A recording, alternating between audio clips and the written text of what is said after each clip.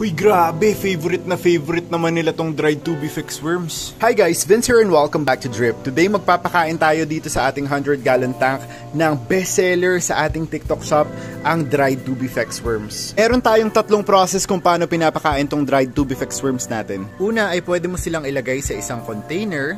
Tapos pwede mo lagyan ng InstaBoost ang ating organic health booster. Available nito sa ating yellow basket. Believe me guys, sobrang daming benefits nito. And ang maganda dito, this is 100% organic, no overdose, no harmful effects, and no expiration date.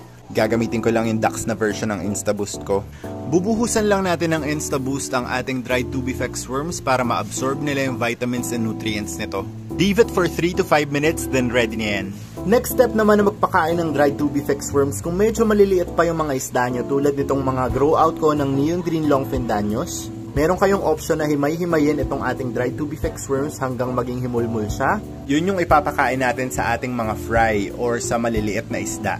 Makikita nyo unti-unti na silang lumalapit dun sa himulmul ng dried tubifex worms, so perfect yan para sa kanila. Para naman sa pinaka-famous na way kung paano pinapakain ng dried tubifex worms, ay ang pagdidikit nito sa glass ng inyong aquarium tulad nito.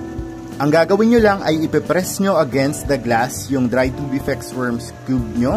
Antayin nyo lang maging medyo malagkit siya ng very light hanggat sa maramdaman mong nakadikit na siya sa glass, then let go. Makikita mo na tinutukan na agad ng aking discus ang dried tubifex worms. So ayan, tinanggal na niya. Sobrang lakas niyan. Grabe. O ayun, nagkagulo na sila guys. Hindi na alam kung sino yung mauunang kakain.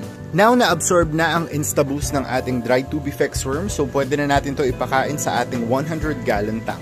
Ibubuhos ko lang to dito sa tank dahil pwede nyo rin naman irekta ang InstaBoost sa inyong tank nang hindi na nagbababad ng feeds. So ilalagay lang natin yan dito para makakain na ang ating mga isda. Nandiyan na ang ating mga dried tubifex worms and naglalantakan na ang ating mga isda. Ultimo yung discuss ko na isa sa pinaka-sensitive na isda sa freshwater aquarium ay hilig na hilig sa dried tubifex worms. No wonder bestseller to sa aming TikTok shop dito sa Drip by Venzi. If you guys are interested na bumili ng combo na yon, i-check out nyo na yung yellow basket. Nandyan ang ating dried tubifex worms and nandyan din ang InstaBoost. Add to cart and Drip checkout mo na yan.